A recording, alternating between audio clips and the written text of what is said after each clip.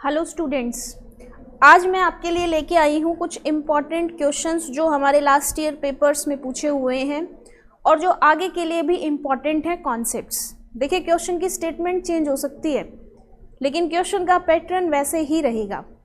Clear? तो one by one discuss करते हैं कि किस तरीके क्वेश्चंस लास्ट ईयर पूछे गए थे और जो आईआईटी है उसने इन क्वेश्चंस की कैसी वेटेज दी थी उसके बारे में भी डिस्कस करेंगे। तो सबसे पहले मेरे पास यहाँ पे फर्स्ट क्वेश्चन है कि 3 isomers A, B and C having molecular formula C8H18N। Clear? मैं इसके ऊपर बाद में आऊंगी। सबसे पहले मैं आपको बताऊंगी how to write chemical structure, कि किस तरीके से हम केमिकल स्ट्रक्चर्स को लिखते हैं।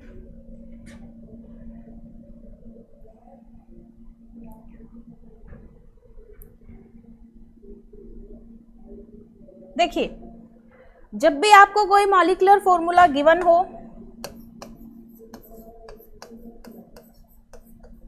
आप सबसे पहले क्या करें? स्ट्रक्चर बनाइए। किस तरीके से स्ट्रक्चर बनेगा आपको सबसे पहले पता होना चाहिए, उसका बेसिक स्केलेटन। और बेसिक स्केलेटन के लिए ये जरूरी है कि हमें पता हो डिग्री ऑफ अनसैचुरेशन।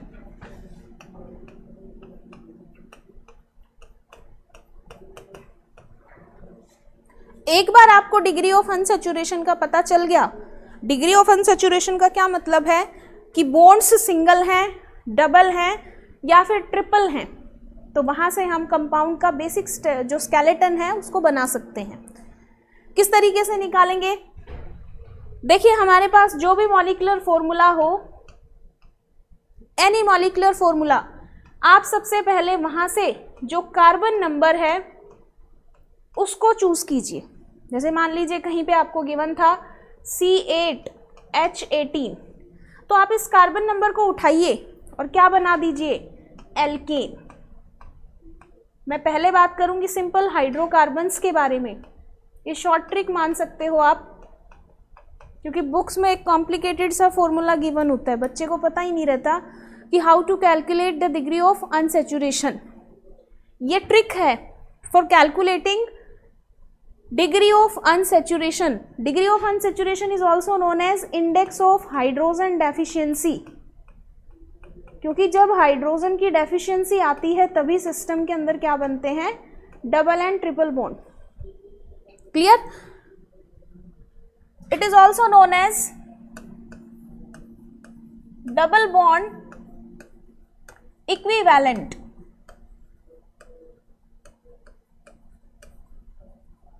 इससे आसान ट्रिक कोई भी नहीं है। कैसे? Firstly you have to make alkane. जो एल्केन आएगी उसके अंदर जो हाइड्रोजन नंबर है, मान लीजिए Y, यहाँ पे मान लीजिए X था, आप इस Y में से इस X को माइनस कीजिए और 2 से डिवाइड कर दीजिए, आपके पास आ गए डिग्री ऑफ अनसैचुरेशन। ध्यान रखना, 1 degree of unsaturation is always equal to 1 double bond. 2 degree of unsaturation किसके इक्वल होगी? या तो एक ट्रिपल बॉन्ड या फिर 2 डबल बॉन्ड। मैं एग्जाम्पल से करवाऊंगी इसको।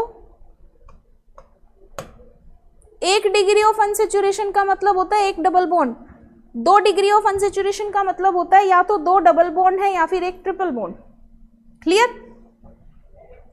अगर मान लीजिए 3 डिग्री ऑफ अनसैचुरेशन है तो इसका क्या मतलब है?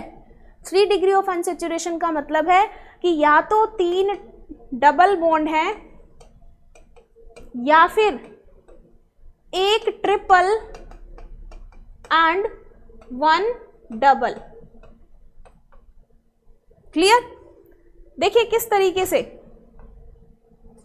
मान लो बेटा मेरे पास है C5H10,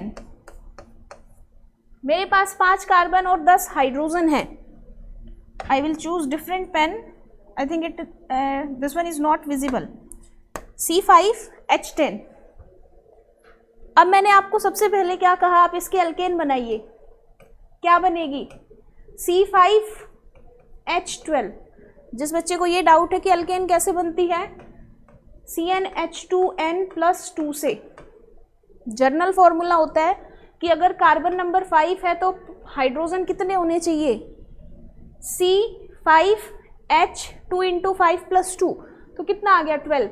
इसमें से इसको माइनस करो, 12 - 10 और 2 से डिवाइड कर दीजिए, आंसर विल बी 1। इसका मतलब इसमें एक डबल बॉन्ड है। 1 डिग्री ऑफ अनसैचुरेशन का एक और मतलब हो सकता है, या तो यहां पे एक डबल बॉन्ड है, या फिर यहां पर एक क्या है, रिंग। क्योंकि रिंग सिस्टम अपने आप में 1 डिग्री ऑफ अनसैचुरेशन को क्या करता है, कवर करता है। अगर मैं इस तरीके से बना दूं इसका स्ट्रक्चर C5H10 का, तो आपको एक चीज समझ में आ गई कि यहाँ पे 5 कार्बन है हमारे पास, and each carbon is having 2 hydrogen. तो हमारे पास टोटल हाइड्रोजन्स कितनी हो गई, 12। मैं इस तरीके से भी बना सकती थी, CH3 CH2 CH2 CH double bond CH2। ये भी बिल्कुल ठीक है। मैं इस तरीके से भी इसको लिख सकती हूँ, CH3 CH double bond CH CH2 CH3। ये भी पॉसिबल है। क्लियर? एक चीज गलती मत करना, जो स्ट्रक्चर बनेगा वो इसी से बनेगा। आप कंफ्यूज मत हो ना कि इससे हम स्ट्रक्चर बनाएंगे। जब आप स्ट्रक्चर बनाओगे ना, तब आप इसी से बनाओगे जो आपको मॉलिक्यूलर फॉर्मूला गिवन होता है। क्लियर? तो ये तो बात थी सिंपल हाइड्रोकार्बन्स की। अब मैं बात करती हूं कि मान लीजिए मेरे पास प्रेजेंट है नाइट्रोजन फैमिली मेंबर,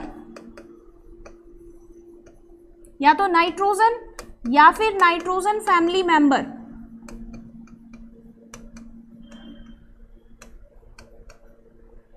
हमारा जो एग्जाम्पल गिवन था हम उसी को लेते हैं।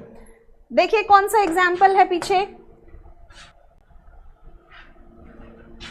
We have given C8H11 and N। अब सबसे पहले आप इसके अंदर क्या कैलकुलेट करोगे, डिग्री ऑफ अनसैचुरेशन।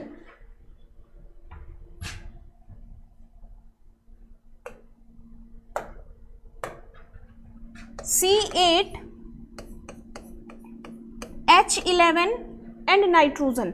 आप किस तरीके से करेंगे, सबसे पहले make alkane. You have to make alkane in first step by using formula CnH2n+2।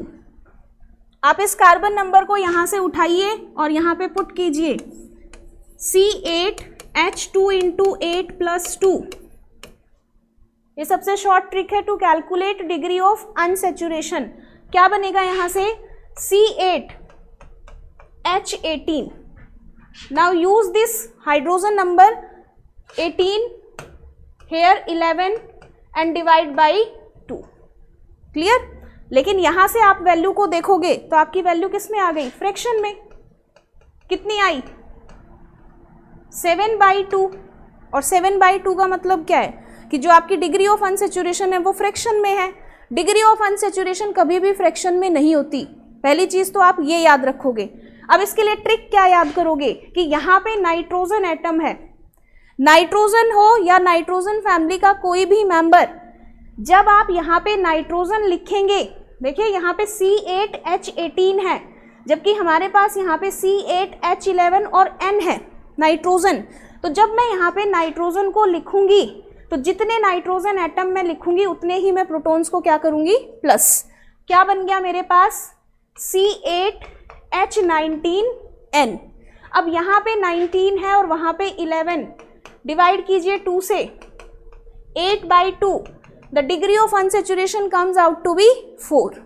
तो ध्यान रखना, जब नाइट्रोजन फैमिली की बात आएगी तो नाइट्रोजन फैमिली में आप जितने मेंबर्स लिखोगे उतने ही प्रोटॉन्स को क्या करोगे, प्लस। ये सबसे शॉर्ट ट्रिक है to calculate degree of unsaturation. देखिए अगर यहाँ पे ऑक्सीजन होती तो ऑक्सीजन के केस में ना तो कोई प्रोटॉन ऐड होगा और ना ही कोई प्रोटॉन माइनस। अगर यहाँ पे कोई हैलोजन है तो जितने हैलोजन एटम आप लिखोगे उतने प्रोटॉन को आप क्या कर दोगे, माइनस। 3 चीजें याद करनी है। In case of nitrogen family you have to increase the proton number. In case of oxygen family the system remains neutral. In case of halogens you have to subtract the number of atoms from particular given hydrogen atoms. Clear? इस तरीके से आप calculate करेंगे degree of unsaturation. तो जो हमारा question है, हमारे क्वेश्चन में क्या गिवन था? हमारे क्वेश्चन में गिवन था हमारे पास we have C8H11N। अब आप यहां पे क्या करेंगे, 4 डिग्री ऑफ अनसेचुरेशन है, 4 डिग्री ऑफ अनसेचुरेशन हो, आंख बंद करके बेंजीन रिंग बना देना, कभी क्वेश्चन गलत नहीं होगा। मैं फिर से रिपीट कर रही हूं कि जब आपको कहीं भी 4 डिग्री ऑफ अनसेचुरेशन मिले, क्वेश्चंस आते भी हैं, स्टेटमेंट्स दे देते हैं दिस फॉर्मूला, तो सबसे पहले आप डिग्री ऑफ अनसेचुरेशन कैलकुलेट करोगे। अगर 4 डिग्री ऑफ अनसेचुरेशन है, 4 से ज़्यादा भी हो सकती हैं, 5 भी हो सकती हैं, पहले हम बात करते हैं 4 की। 4 डिग्री ऑफ अनसेचुरेशन में आप आंख बंद करके बेंजीन रिंग बना देना। जैसे मान लो मैं कहूँ कि मेरे पास 5 degree of unsaturation I, suppose करो, और मुझे मॉलिक्यूलर फॉर्मूला गिवन था C8, clear, H8 and O। तो जब आप इसमें C8H8O में डिग्री ऑफ अनसेचुरेशन को कैलकुलेट करोगे ना, तो डिग्री ऑफ अनसेचुरेशन आएंगी 5। 4 में तो बना देना बेंजीन रिंग, बना दी। अब देखो C8H8O था, हमने तो C6H6 बना दी, बच क्या गया, 2 कार्बन बच गए और हमारे पास 2 हाइड्रोजन बच गए और 1 ऑक्सीजन। 5 डिग्री ऑफ अनसेचुरेशन करनी है। जब भी ऑक्सीजन हो, डिग्री ऑफ अनसेचुरेशन हो, 1 ऑक्सीजन को दे देना, मतलब कार्बन डबल बॉन्ड O को। 4 अनसेचुरेशन यहाँ पे है, जिसको ये डाउट है यहाँ पे 4 कैसे हैं, 1 इस रिंग की वजह से और 3 इसमें डबल बॉन्ड है, तो टोटल डिग्री ऑफ अनसेचुरेशन कितनी बन गई, 4, और 1 यहाँ पे है, तो टोटल कितनी हो गई, 5। इसके बाद यहाँ पे CH3 इस तरीके से बनाओगे आप, तो यहाँ पे हमारे पास डिग्री ऑफ अनसेचुरेशन आई 4। मैंने यहाँ पे लिखा 4 डिग्री ऑफ अनसेचुरेशन में मेरी क्या है, बेंजीन रिंग। अब देखिए C8H11 है और नाइट्रोजन भी है, मैंने बना दिया C6H6, मतलब अभी कार्बन भी लेफ्ट है, हाइड्रोजन भी बचे हुए हैं और नाइट्रोजन भी बची हुई है। आगे स्टेटमेंट पढ़ते हैं, उसके हिसाब से हम इस क्वेश्चन को करेंगे। A and C on diazotization gives P plus Q। इसके बाद ये ब्लैंक है, ब्लैंक नहीं है वो, ये यहाँ पे लिखा हुआ है A and C on diazotization gives P plus Q। बेटा डाइएजोटाइजेशन हो रही है, और डाइएजोटाइजेशन किसकी होती है, प्राइमरी अमीन्स की। यहाँ पे हमारा सिस्टम एरोमेटिक है, मतलब जो डाइजोनियम सॉल्ट है वो कैसा है, प्राइमरी अमीन का, और प्राइमरी अमीन कौन सी, एरोमेटिक। तो एक चीज तो क्लियर हो गई, क्या, कि जो हमारा A और C का स्ट्रक्चर है उसमें कहीं ना कहीं ये ग्रुप तो प्रेजेंट है, इसके अलावा कुछ भी हो सकता है। देखिए बेटा, मैंने यहाँ पे C6H6 बना लिया था, NH2 भी लिख दिया। जब मैं बेंजीन के ऊपर NH2 को लगाऊंगी तो 1 प्रोटॉन कम कर दिया। यहां तक मैंने स्ट्रक्चर बना दिया, क्या आया मेरा यहां तक, C6H7 एंड N, ठीक है, C6H7 एंड N, मतलब अभी भी मेरे पास 2 कार्बन बचे हुए हैं, मेरे पास 4 हाइड्रोजन बची हुई हैं, नाइट्रोजन मेरी कंप्लीट हो चुकी है, एक ही नाइट्रोजन थी और एक मैंने यहाँ पे बना ली। मेंस के क्वेश्चन थोड़े लेंथी आते हैं आईआईटी के, बस कॉन्सेप्ट बेस्ड होते हैं। इतना तो पता चल गया कि भाई ए जो है और सी जो है उसमें अमीन है। आप ऑप्शंस को नेग्लेक्ट करना सीखो। देखो ए इसमें यहाँ पे NH2 है, यहाँ पे भी NH2 है सी में, यहाँ पे भी NH2 है, यहाँ पे भी NH2 है, इसमें भी NH2 है, इसमें भी NH2 है, इसमें भी NH2, इसमें भी NH2। मतलब ये ऑप्शंस तो सारे हमारे उससे मैच कर रहे हैं क्योंकि इन सभी की डाइएजोटाइजेशन हो सकती है। अच्छा अब आगे बढ़िए। जब हमने उस डाइजोनियम सॉल्ट की हाइड्रोलिसिस की, बेटा डाइजोनियम की जब हाइड्रोलिसिस होती है ना,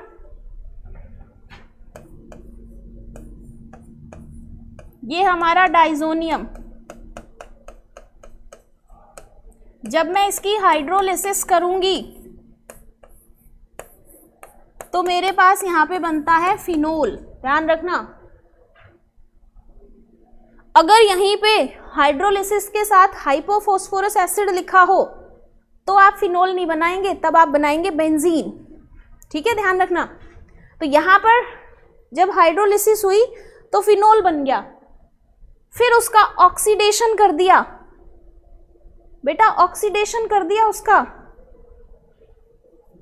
KMnO4 इन एसिडिक मीडियम में, और आपके पास क्या बना, R&S। मतलब जो डाइजोनियम था उससे तो ये बन गया, लेकिन अभी मैंने बताया ना कि मेरा फॉर्मूला तो C8H11N गिवन था, ये तो C6H7N है, और भी ग्रुप बचा हुआ है कोई ना कोई। ऑक्सीडेशन कर दिया, R और S बन गए। R तो किसका प्रोडक्ट है, A का, और S किसका प्रोडक्ट है, C का। आगे क्या कह रहा है, R has lower boiling point than S। R का जो बॉइलिंग पॉइंट है वो S से क्या है, कम है। और फिर B की बात कर रखी है कि B जो है ये हिंसबर्ग रिएजेंट होता है। This reagent is very much important, IIT में दुनिया भर के क्वेश्चन इस रिएजेंट पे। Hinsberg reagent, you know, it is used to distinguish between primary, secondary and tertiary amines. जब हमने बी की रिएक्शन करवाई हिंसबर्ग रिएजेंट के साथ तो एल्कली इनसॉल्यूबल प्रोडक्ट बन गया। यहां तक है। Identify A, B and C respectively. देखो एक चीज बताती हूं मैं कि जो हमारा बी है वो हिंसबर्ग रिएजेंट के साथ एल्कली इनसॉल्यूबल प्रोडक्ट बना रहा है। एल्कली इनसॉल्यूबल प्रोडक्ट मतलब पहले तो जो बी है वो रिएक्ट करेगा इसके साथ, हिंसबर्ग रिएजेंट के साथ, फिर जो प्रोडक्ट बनेगा वो बेस में इनसॉल्यूबल है। तो आपको पता होना चाहिए कि प्राइमरी एरोमेटिक अमीन्स जो होती हैं वो हिंसबर्ग के साथ रिएक्ट करके एल्कली सॉल्यूबल प्रोडक्ट बनाती हैं। सेकेंडरी अमीन्स जो होती हैं they react with Hinsberg reagent and form alkali insoluble product. लेकिन जो टर्शरी होती है वो हिंसबर्ग के साथ रिएक्ट ही नहीं करती। यहाँ पे स्टेटमेंट क्या कह रही है कि बी ने रिएक्शन तो करी लेकिन जो प्रोडक्ट बना that was insoluble in alkali. तो इतना पता चल गया कि वो सेकेंडरी अमीन है। तो बेटा अब ऑप्शंस एलिमिनेट करना। देखो ये अमीन पॉसिबल है क्योंकि ये कैसी है, सेकेंडरी, ये ऑप्शन हो सकता है। मैं इसकी बात करूं ये नहीं होगा क्योंकि ये कौन सी अमीन है, प्राइमरी। यहां पे ये जो अमीन है ये कौन सी है, secondary. Okay, this one is also secondary amine. मतलब एक ऑप्शन तो हमारा यहाँ पे खत्म हो गया कि ये तो बिल्कुल नहीं होगा, हमने इसको तो क्या कर दिया, नेग्लेक्ट कर दिया। अब बात आती है कि जो हमारा ए, बी और सी है वो इन ऑप्शंस में से कौन सा होगा। देखिए बेटा अगर मैं इसको चूज करूं, मैं इसका ऑक्सीडेशन करूं तो यहां पे बनेगा COOH, कार्बोक्सिलिक एसिड। और जब हमने डाइजोनियम की हाइड्रोलिसिस की थी तो ये किस में कन्वर्ट होगा, OH में। अगर मैं इसको देखूं तो यहाँ पे कार्बोक्सिलिक एसिड है और यहाँ पे ये क्या बनेगा, OH। आगे बात समझ में? आप कोई भी ऑप्शन ले लो, उसी में करके देख लो। अभी मैं बताऊंगी कैसे देखना है इस चीज को। देखिए यहाँ पे हमारे पास क्या बना, ये पैरा प्रोडक्ट, ये हमारे पास क्या बना, ऑर्थो। अब आप ध्यान से देखो इसके अंदर कौन सी बॉन्डिंग प्रेजेंट है, हाइड्रोजन बॉन्डिंग,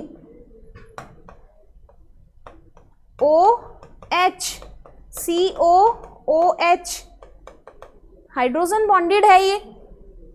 अब आप यहां से निकालिए, R has lower boiling point than S, और S किसका प्रोडक्ट है, C का, और R किसका प्रोडक्ट है, A का।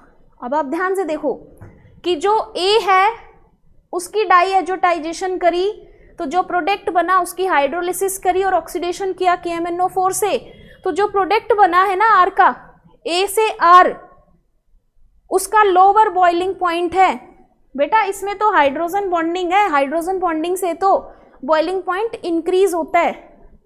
मतलब हमारा ये जो ऑप्शन है ना ये बिल्कुल सही है, ऑप्शन नंबर C, कि जो A है वो हमारा ये है, ये हमारा B है और ये हमारा C है। समझ गए? ये चीज ध्यान रखना, ये क्वेश्चन पूछा हुआ है 2020 मेंस 3 सितंबर इवनिंग शिफ्ट के पेपर में। लेंदी स्टेटमेंट है लेकिन बहुत सारे कॉन्सेप्ट्स को इसने क्लियर कर लिया। अगर यहां पे लिखा होता कोई भी ऑक्सी एसिड ऑफ फॉस्फोरस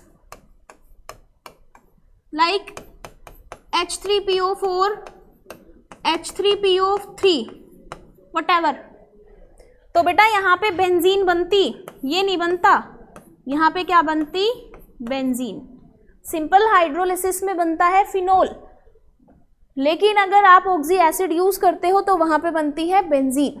तो ये हमारा पहला क्वेश्चन था जिसने बहुत सारे कॉन्सेप्ट्स को ले दिया। फिर से बता रही हूं एक चीज कि प्राइमरी अमीन जब हिंसबर्ग रिएजेंट के साथ रिएक्ट करती है तो वो बेस सॉल्यूबल प्रोडक्ट बनाती है। क्लियर? मैं फटाफट इसको करके दिखाती हूं किस तरीके से।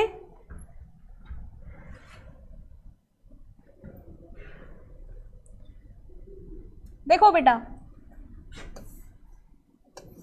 मान लो मैंने यूज किया, ये मेरा हिंसबर्ग रिएजेंट है। Hinsberg reagent is also known as benzene sulfonyl chloride. मान लीजिए ये मेरी प्राइमरी अमीन है, कुछ भी ले लो इसको, ये R ग्रुप मान लो, एरोमेटिक है। एरोमेटिक भी ले सकते हो, एलिफेटिक भी ले सकते हो। तो बेटा देखो H यहां से रिमूव करना, हाइड्रोजन यहां से, और इसको एज इट इज जोड़ दो। जिस बच्चे को मैकेनिज्म में इंटरेस्ट है उसको पता होगा कि भाई इस पे लोन पेयर है, ये जाके सल्फर पे अटैक करे, लिविंग ग्रुप बाहर। तो यहाँ पे क्या बन गया, SO2NHR। अगर मैं इसके अंदर एल्केली डाल दूं तो बेस क्या करेगा, इस एसिडिक प्रोटोन को एब्स्ट्रैक्ट करेगा। क्या बनेगा यहाँ पे, SO2N negative K positive R, salt बन गया। सॉल्ट कैसा, वाटर सॉल्यूबल, मतलब हम ये भी बोल सकते हैं सॉल्ट फॉर्मेशन की वजह से ये क्या है, एल्कली सॉल्यूबल। सेकेंडरी अमीन में बेटा यहाँ हाइड्रोजन नहीं होगी, हाइड्रोजन नहीं होगी तो बेस कहाँ से एब्स्ट्रैक्ट करेगा उसको। टर्शरी में तो रिएक्शन ही नहीं होगी क्योंकि यहाँ पे ही हाइड्रोजन अवेलेबल नहीं होगी। क्लियर? तो ये this is all about Hinsberg reagent. Now come to the next question.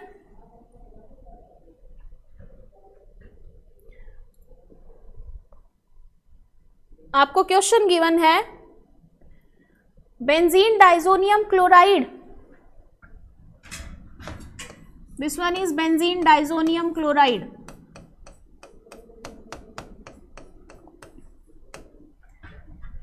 On reaction with aniline in the presence of dilute hydrochloric acid gives. Dice के ऊपर बहुत क्वेश्चन आते हैं, इनको कपलिंग रिएक्शन बोलते हैं. देखिए ये हमारा डाइजोनियम सॉल्ट है, इसकी रिएक्शन उसने किसके साथ कही? एनिलीन के साथ.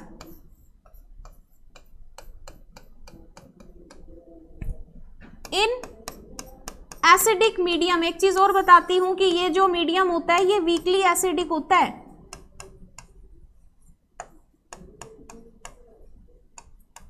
वीकली एसिडिक मीडियम बहुत स्ट्रोंग नहीं होता, क्योंकि जितना स्ट्रोंग होगा उतनी रिएक्शन स्टॉप होगी.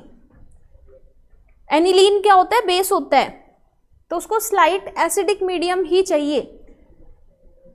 अब आप क्या बनाओगे? डाई बनाओगे. कपलिंग रिएक्शन है ये डाइजोनियम सॉल्ट की हमारी सब्स्टिट्यूटेड बेंजीन के साथ.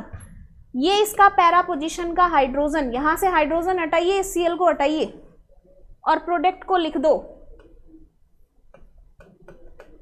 N डबल बॉन्ड N और यहां पे हमारा क्या है? NH2. इसको एजो डाई बोलते हैं. और इसका कलर क्या होता है? येलो. ध्यान रखना येलो डाई होती है ये. इसी की जगह पे अगर फिनोल होता तो बनती ऑरेंज डाई, फिर यहां पे OH ग्रुप होता. Option number C is right answer.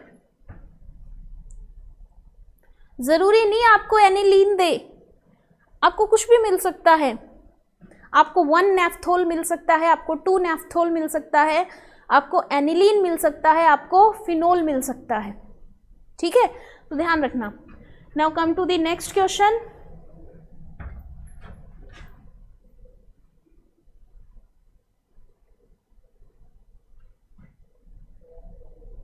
ये क्वेश्चन बहुत इंपॉर्टेंट है. The increasing order of the pKb values of the following compound. जितनी ज्यादा pKb वैल्यू होगी, इफ pKb वैल्यू इंक्रीज, उसका मतलब वो क्या होता है? Weak base. कॉन्सेप्ट पकड़ा करो कि भाई pKb वैल्यू ज्यादा है. pKb वैल्यू ज्यादा होने का क्या मतलब है? कि भाई वो वीक बेस है. अब वीक बेस है तो क्या होगा? वीक बेस कब होगा? वीक बेस, एक बेस वीक कब होता है? जब उसके ऊपर कोई ऐसा ग्रुप प्रेजेंट हो जिसका नेचर कैसा हो? Electron withdrawing. मतलब जिसके ऊपर सबसे स्ट्रॉन्ग इलेक्ट्रॉन विड्रॉइंग ग्रुप है वो सबसे ज्यादा क्या होगा? Weak acid. तो बेटा देखिए यहां पे हमारे पास हैलोजन है, फ्लोरीन, मिथॉक्सी, नाइट्रो, मिथाइल. सबसे ज्यादा किसका होता है? सबसे ज्यादा इलेक्ट्रॉन विड्रॉइंग इफेक्ट होता है इस ग्रुप का, NO2 का. मतलब C सबसे ज्यादा. अब ऑप्शंस देखिए, इसमें B सबसे मैक्सिमम है, इसके अंदर B, इसके अंदर A, इसके अंदर क्या है हमारा? C. मतलब option number C is correct. अब आगे भी देख सकते हो. उसके बाद किसका नेचर है? फ्लोरीन का, इलेक्ट्रॉन विड्रॉइंग. फिर किसका है बेटा? फिर किसका नेचर आएगा? I think this option is wrong. ये ऑप्शन यहाँ पे गलत गिवन है. जो हमारा D है, अच्छा D यहाँ पे, B यहाँ पे. ठीक है बेटा, ये मिथाइल है, ये मिथॉक्सी है. मिथॉक्सी के अंदर +R इफेक्ट होता है. ठीक है, तो ये option number C is right answer. बस तुम इस कॉन्सेप्ट को याद रखो. अगर वो कहता ना कि pKb वैल्यू बढ़ गई, ठीक है, pKb वैल्यू बढ़ गई, weak base electron withdrawing group है. अगर वो कहता pKb वैल्यू डिक्रीज हो गई, मतलब वहां पे स्ट्रॉन्ग बेस है. स्ट्रॉन्ग बेस है तो वहां पे कौन प्रेजेंट है? Electron donor group. ठीक है बेटा, ये चीज ध्यान रखना। Now come to the next question.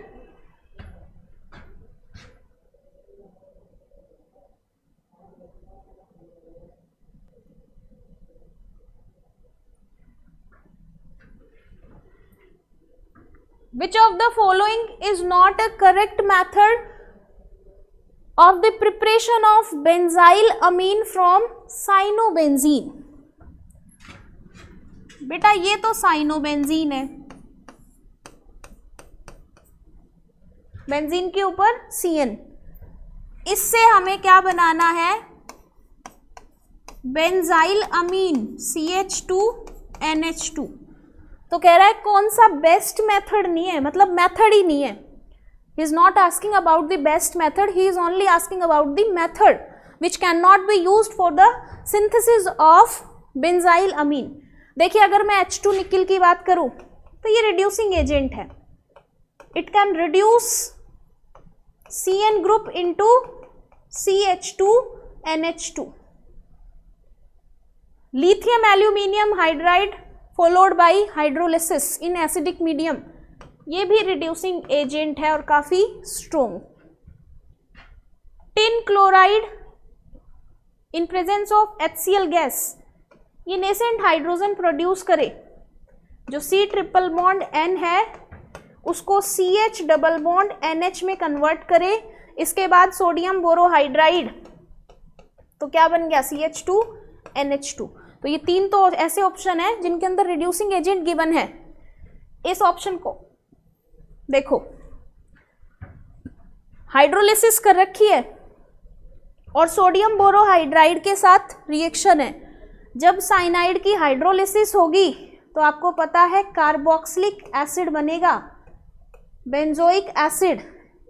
अब इसकी कर रखी है रिडक्शन, तो बेटा इसके रिडक्शन से तो ये नहीं बनेगा, इसका मतलब option number B is right answer. Options को एलिमिनेट करना सीखिए, उससे आपका क्वेश्चन जल्दी होगा, ठीक है। Now come to the next question.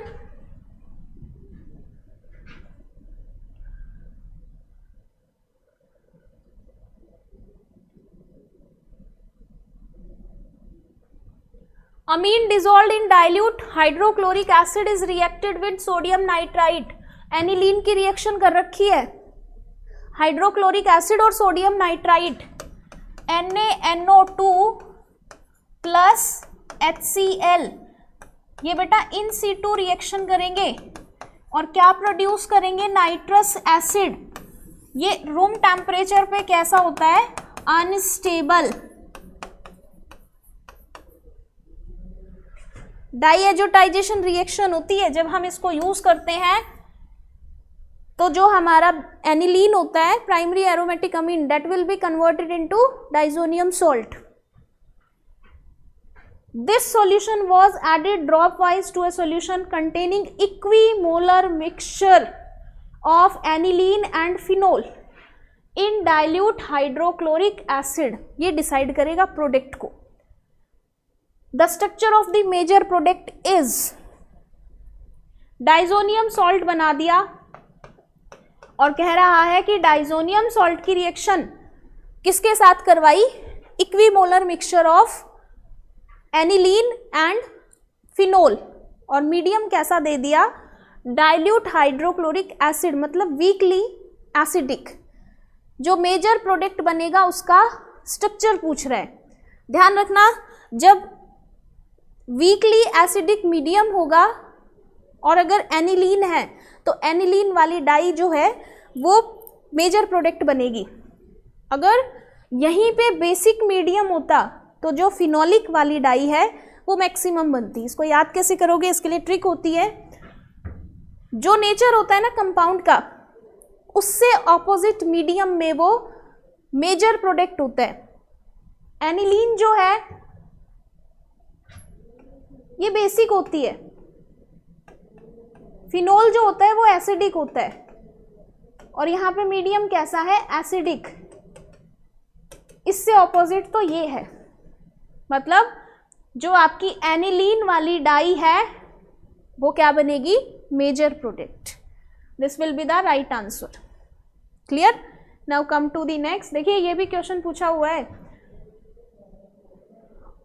Dice के ऊपर जरूर क्वेश्चन आता है. इनको कपलिंग रिएक्शन भी बोलते हैं. Now come to the next.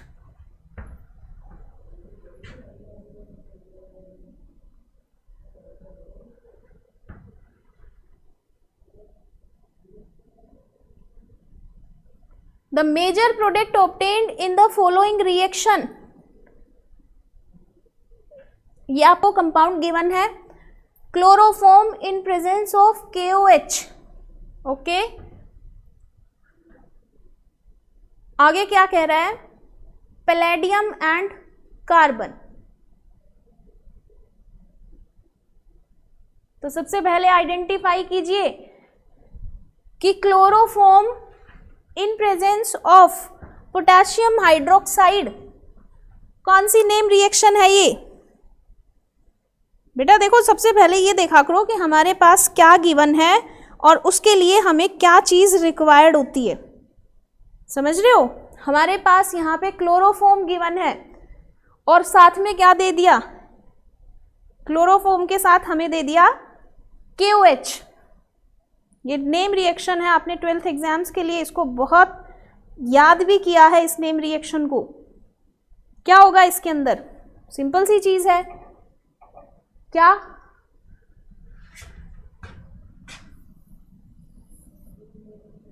Chloroform CHCl3.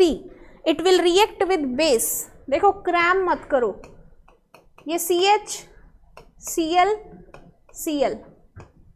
Base OH negative, it will abstract this acidic proton, leaving group बाहर. CCl2 क्या बन गई? कार्बीन. ओके, आगे देखिए, जो प्रोडक्ट बना उसकी रिएक्शन किसके साथ करवाई गई? Palladium carbon followed by reduction. यहां पे क्या हो रहा है? रिडक्शन.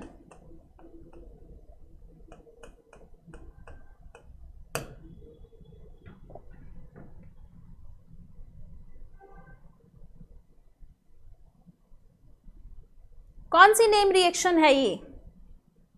थोड़ा सा प्रेशराइज किया करो अपने माइंड को और सोचा करो कि ये क्या दे रखा है हमें. देखिए बेटा, अगर मैं इसकी बात करूं, मेरे पास अगर फिनोल होता तो मैं ये कहती कि यहाँ पे ये जो फिनोल है इसकी ऑर्थो पोजीशन पे क्या लगेगा? CHO group. ये रिएक्शन कौन सी होती? Reamer teamer reaction. लेकिन जो मेरा स्टार्टिंग मटेरियल है उसके अंदर फिनोल कहीं भी नहीं है, मतलब रीमर टीमर रिएक्शन तो यहाँ पे नहीं होगी. तो अब कौन सी रिएक्शन होगी? क्लोरोफॉर्म गिवन है, साथ में पोटेशियम हाइड्रोक्साइड गिवन है.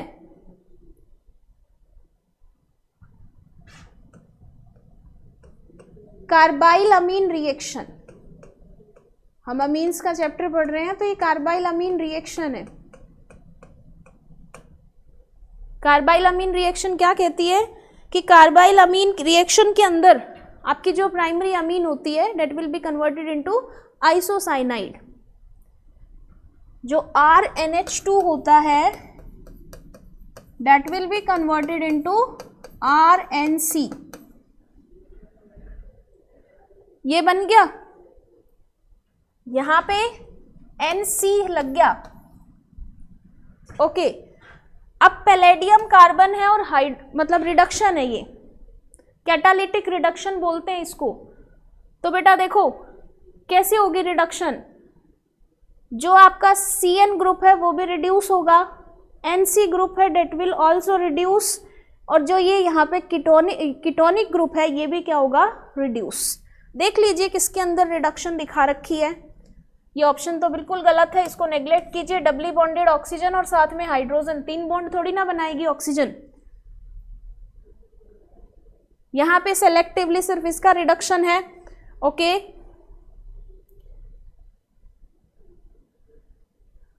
Which option is right? Option number D is right. सबका रिडक्शन कर दिया. NC का भी रिडक्शन कर दिया, CN का भी कर दिया और इस कीटोनिक ग्रुप का भी। कौन सी अल्कोहल में रिड्यूस होता है? Secondary. So option number D is right answer. बेटा अगर यहीं पे फिनोल होता ना तो रिएक्शन चेंज हो जाती। फिर ये रिएक्शन कौन सी होती? Reamer teamer reaction. अगर यहाँ पे CH2NH2 गिवन होता और ये ऑप्शन गिवन नहीं होता ना तो हम इसको राइट आंसर बोलते। क्लियर? ये चीज भी देखा करो, कई बार सारे आंसर्स राइट नहीं होते, अप्रॉक्स होते हैं। इसमें राइट आंसर ये है। ठीक है, now come to the next.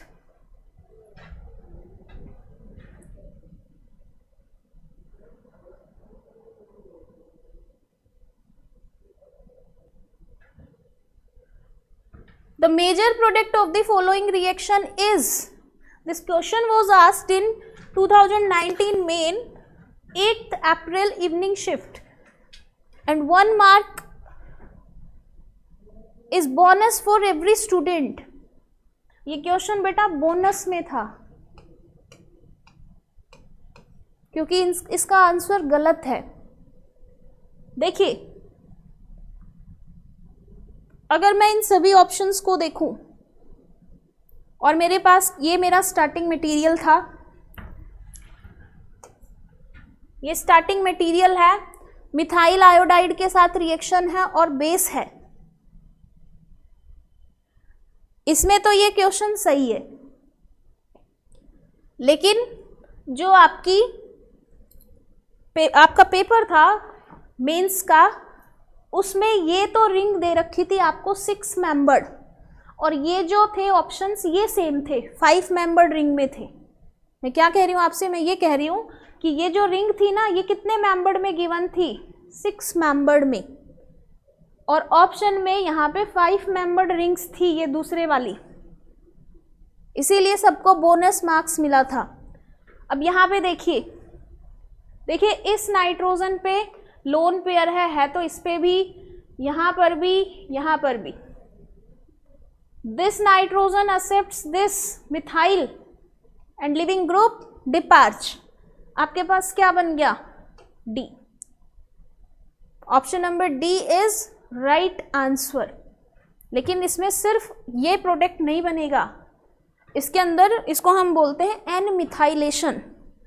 देखो इस पे तो हमें समझ में आता है कि इस नाइट्रोजन पे स्टेरिक हिंड्रेंस है क्योंकि नाइट्रोजन एक स्मॉल एटम है, यहाँ डबल बॉन्ड है और फिर उस पर NH2 ग्रुप भी है। बट अगर मैं इस नाइट्रोजन की बात करूँ तो इस पे जो मिथाइलेशन की टेंडेंसी है वो लेस है, इस पे क्या है? ज़्यादा। इन पे भी हो सकती है, समझ रहे हो? इसके ऊपर भी क्या हो सकती है? मिथाइलेशन। लेकिन देखो ये जो है ना ये हमारा क्या है? ये प्यूरीन है और बायो के स्टूडेंट्स को पता होगा that is adenine.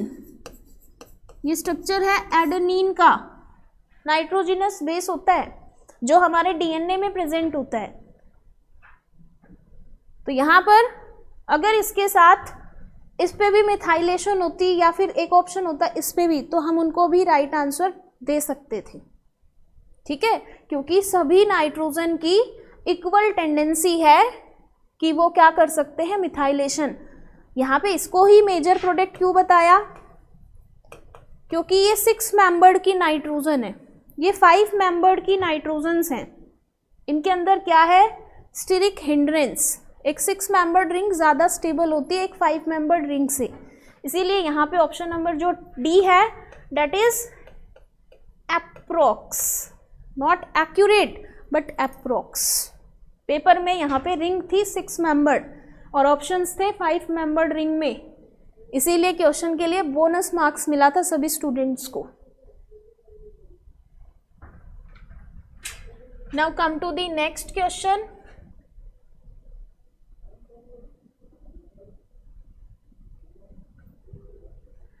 Coupling of benzene diazonium chloride with naphthol, और नेफ्थोल आपको गिवन है 1 naphthol. 1 naphthol is also known as alpha naphthol. बेटा ये स्ट्रक्चर होता है अल्फा नेफ्थोल का। दिस वन इज अल्फा, और वी कैन से 1 नेफ्थोल।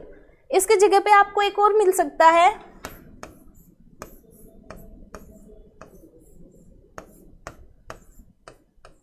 इसको बोलते हैं बीटा नेफ्थोल। तो अल्फा नेफ्थोल के साथ ये प्रोडक्ट पूछ रहा है, सिंपल सी चीज है, इसकी पैरा पोजीशन से हाइड्रोजन हटाओ, nitrogen nitrogen double bond, here benzene ring, that will be right answer. ढूंढ लो किसके अंदर है, इसमें तो यहाँ पे दिखा रखा है रॉन्ग है, ये ऑर्थो पे दिखा रखा है, ये माइनर प्रोडक्ट होता है। Option number C is right answer.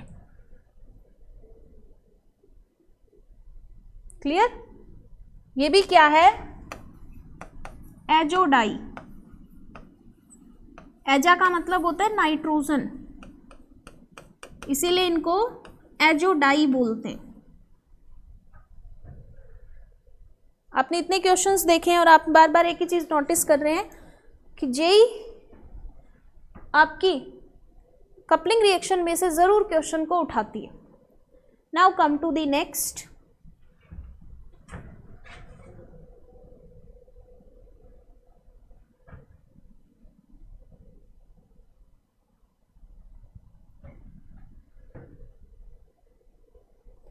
The increasing order of reactivity of the following compounds towards reaction with alkyl halide RX के साथ, this one is slightly positive, this one is slightly negative। बेटा reaction होगी, simple सी चीज है, इसके ऊपर कोई negative species आके अटैक करेगी और ये बाहर जाएगा।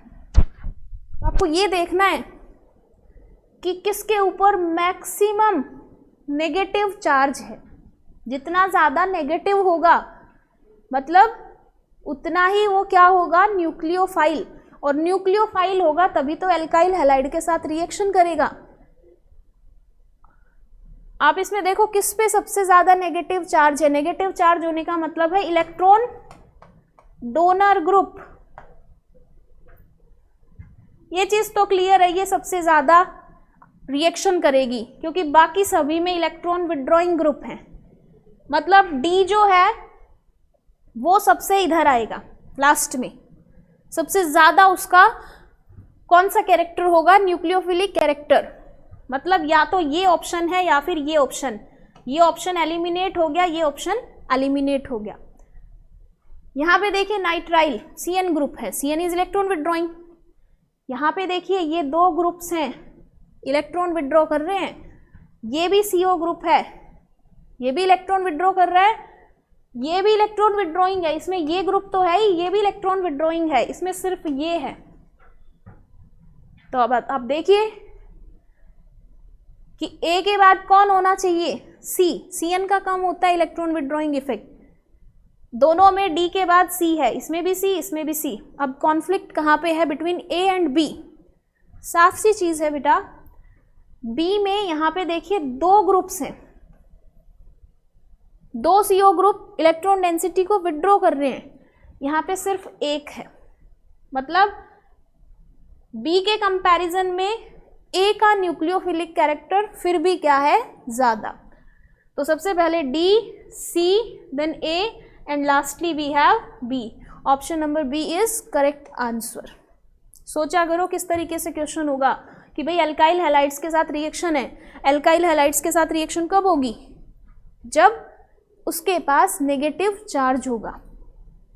क्लियर? ये क्वेश्चन इस तरीके से भी पूछ सकते थे कि आपको इलेक्ट्रॉन डोनर ग्रुप्स दे देते, वहां पे आपको क्या देखना था कि किस ग्रुप का इलेक्ट्रॉन डोनेशन इफेक्ट मैक्सिमम होता है। Now come to the next question.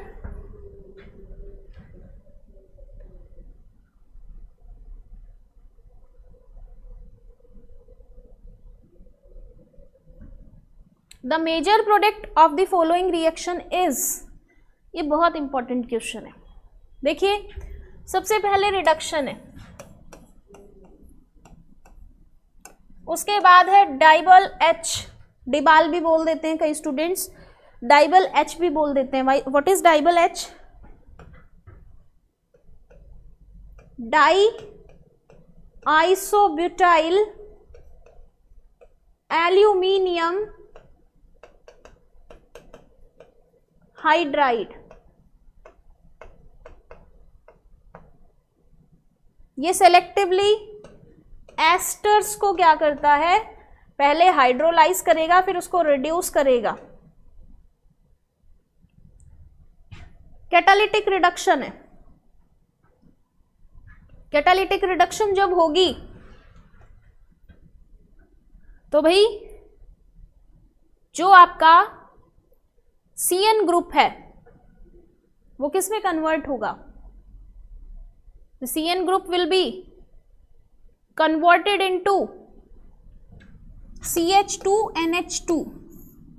I am writing here COOET, that is ester group, और यहाँ पे क्या है CH2NH2।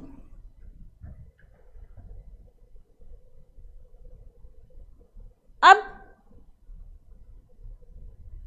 कीजिए आगे रिएक्शन।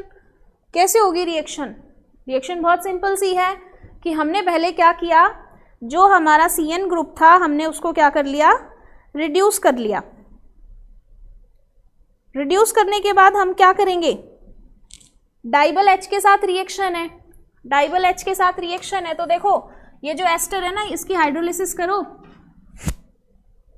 इसको लिख दिया करो एल्डिहाइड। ठीक है, क्या बनेगा इसके बाद,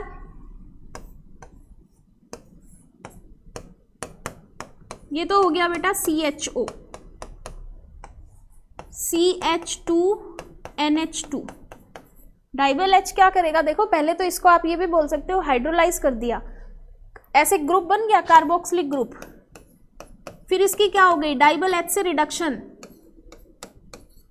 माइल्ड रिड्यूसिंग एजेंट होता है ये, जो एस्टर्स को पहले तो कार्बोक्सिलिक एसिड फिर कार्बोक्सिलिक एसिड से एल्डिहाइड, अगर स्ट्रॉन्ग होता तो डायरेक्टली इससे अल्कोहल बनाता, लेकिन यहाँ पे सेलेक्टिवली हमारे पास क्या बन गई, एल्डिहाइड। अब देखिए आगे रिएक्शन कैसे होगी, ये तो हमारे किसी ऑप्शन में नहीं है। कैसे होगी बेटा रिएक्शन, इस नाइट्रोजन पे लोन पेयर है, ये कार्बोनिल पे अटैक करे, ये बॉन्ड इस तरीके से शिफ्ट करे, क्या बना हमारे पास यहाँ पे CO negative H CH2, nitrogen ने इसके साथ बॉन्ड बना लिया, मैं एक हाइड्रोजन इसको दे रही हूँ और एक हाइड्रोजन यहाँ पे, H यहाँ से रिमूव कीजिए, OH यहाँ से, यहाँ पे आ जाएगा double bond. Option number B is right answer. जरूरी नहीं ये वाला देता लास्ट में, ये तो आपको हो सकता है यहाँ पे भी दे देता, ऑप्शन में हो सकता है आपको ये भी दे देता, उसने फाइनली हीट करके दे रखा है आपको product, this one. Clear? Now come to the next question.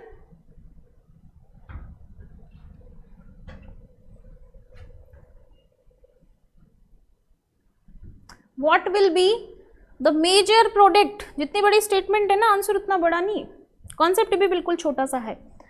Of the following मोनोनाइट्रेशन reaction, बेटा इलेक्ट्रोफाइल बनेगा NO2 पॉजिटिव। इलेक्ट्रोफाइल कहाँ पे जाता है, जहाँ पे इलेक्ट्रॉन डेंसिटी ज़्यादा होगी। दो रिंग है हमारे पास, एक रिंग ये एक रिंग ये। अब आप देखो किस रिंग के ऊपर नाइट्रेशन सबसे ज़्यादा फेवरेबल है, भाई ये इसके साथ तो CO ग्रुप जुड़ा हुआ है, इस रिंग के साथ NH, जबकि नाइट्रोजन पे तो लोन पेयर है, नाइट्रोजन तो कहीं ना कहीं इस रिंग को इलेक्ट्रॉन डेंसिटी प्रोवाइड करेगी। इलेक्ट्रोफिलिक सब्स्टिट्यूशन कहाँ पे मैक्सिमम होता है, जहाँ पे इलेक्ट्रॉन डेंसिटी ज़्यादा होती है। तो इतना क्लियर हो गया कि इस रिंग के अंदर क्या होगा, सब्स्टिट्यूशन। मतलब देखिए प्रोडक्ट ऑर्थो पैरा डायरेक्टिंग होगी ये, इसमें तो नाइट्रेशन इस रिंग पे है, ऑप्शन एलिमिनेट करो।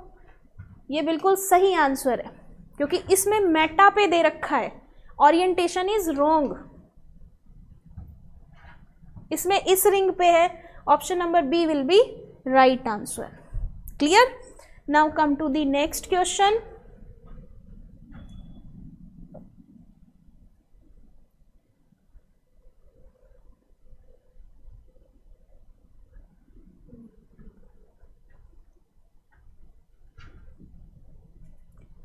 aromatic compound A having molecular formula C7H6O2, degree of unsaturation निकालिए सबसे पहले इसमें. On treating with aqueous ammonia and heating forms compound B. The compound B on reaction with molecular formula with molecular bromine and potassium hydroxide, this reaction is Hofmann bromamide degradation.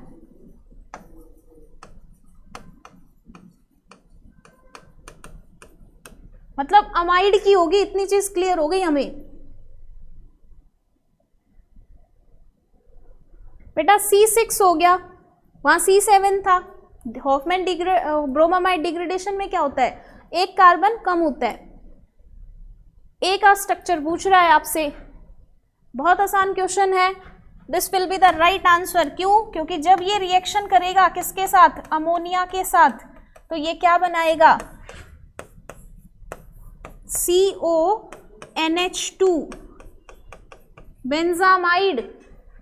जब इसकी Hofmann bromamide degradation होगी तो ये क्या बना देगा, NH2.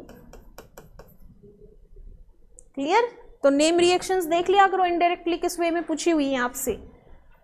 Option number C will be the right answer. Now come to the next question.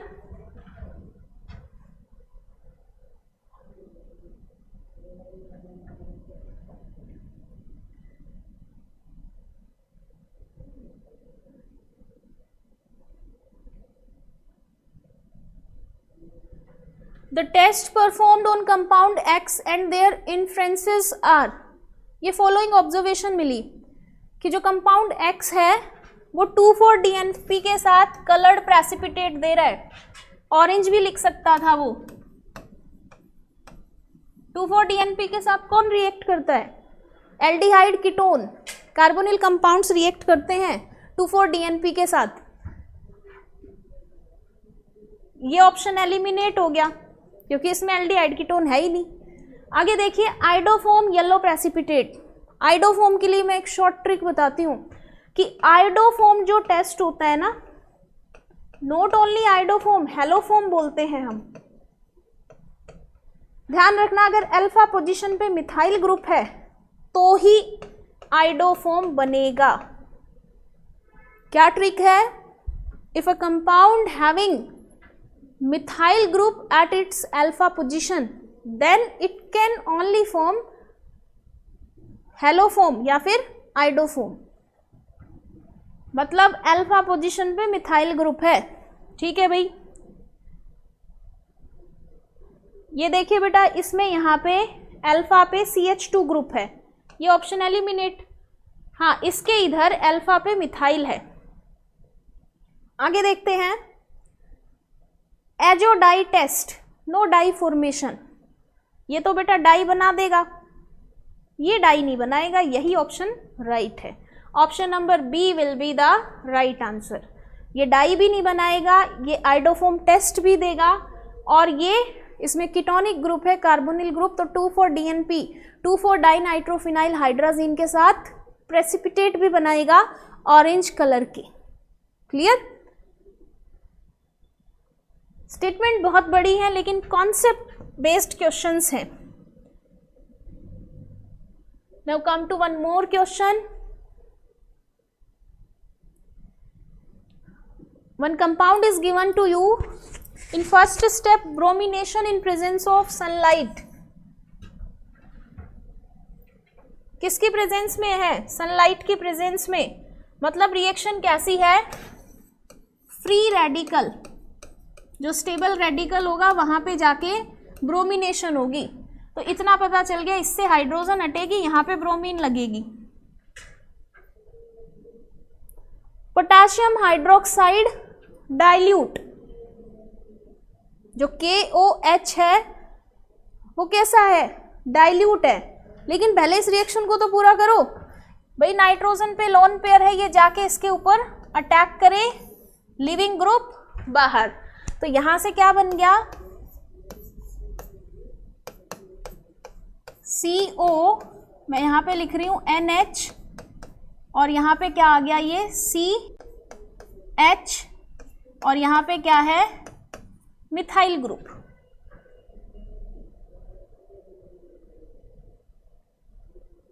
हो गया यहाँ तक? यहाँ तक देख सकते हो आप कि हमने पहली स्टेप में क्या किया, हमने फर्स्ट स्टेप के अंदर ब्रोमिनेशन कर दी, और ब्रोमिनेशन करने के बाद हमने क्या किया, नाइट्रोजन पे लोन पेयर था, लोन पेयर ने अटैक किया और लिविंग ग्रुप को बाहर भेज दिया। अब आप देख लीजिए कि कौन सा ऑप्शन करेक्ट है। Which option is correct? Option number B is correct. आप यहाँ पे ये भी बोल सकते हो कि इस बेस ने यहां से ये जो प्रोटॉन था ना उसको एब्स्ट्रैक्ट करा, माइनस जनरेट किया, फिर अटैक हुआ। बात बिल्कुल सेम है, बेस गिवन नहीं भी होता तो भी सेम प्रोडक्ट था। Clear? Now come to the next.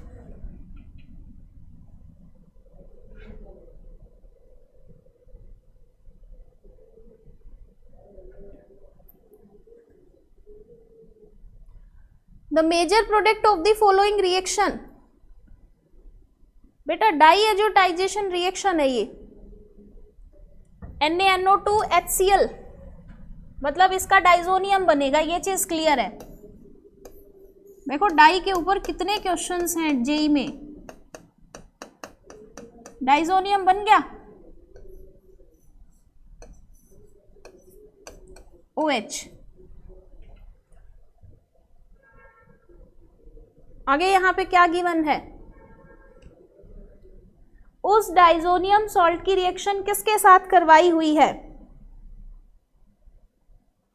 उस डाइजोनियम सॉल्ट की रिएक्शन है एक्वस NaOH के साथ। क्या बनेगा यहां पे बेटा, NaOH के साथ रिएक्शन है, NaOH के साथ रिएक्शन है, एक्वस है, मतलब वाटर आएगा। तो अगर किसी ऑप्शन में OH होता तो वो भी राइट आंसर होता। अब OH नहीं है तब क्या करोगे, अब भाई यहां से कोई कार्बन जो है वो इस पे अटैक करे और इसको बाहर भेजे, और ये बॉन्ड सिंगल होके इस पॉजिटिव को क्या करे, खत्म करे। Which option will be right? Option number A will be the right answer.